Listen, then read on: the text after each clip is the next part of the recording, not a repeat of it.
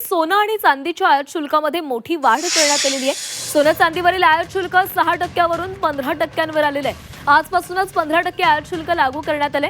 सोनं चांदीची आयात रोखण्यासाठी केंद्र सरकारनं हे महत्त्वाचं पाऊल टाकल्याचं बोललं जाते। या वाढीव शुल्कामुळे मौल्यवान धातूंचा जगातील दुसऱ्या क्रमांकाचा सर्वात मोठा ग्राहक असलेल्या देशातील मागणी कमी होऊ शकते। तरीही यामुळे भारताची व्यापार तूट कमी होण्यास आणि आशियातील सर्वात खराब कामगिरी करणाऱ्या चलनांपैकी एक असलेल्या रुपयाला आधार मिळण्यास मदत होऊ शकते।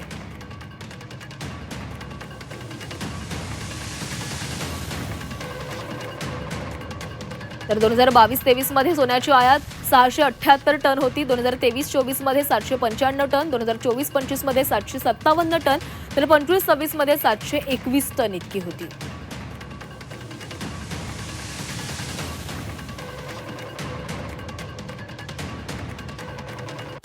2022-23 मध्ये 3.4 लाख कोटी सोन्याची आयात झालेली होती। 2023-24 मध्ये 4.35 लाख कोटी, 24-25 मध्ये 5.54 लाख कोटी आणि 2025-26 मध्ये 6.88 लाख कोटी सोन्याची आयात झाली होती।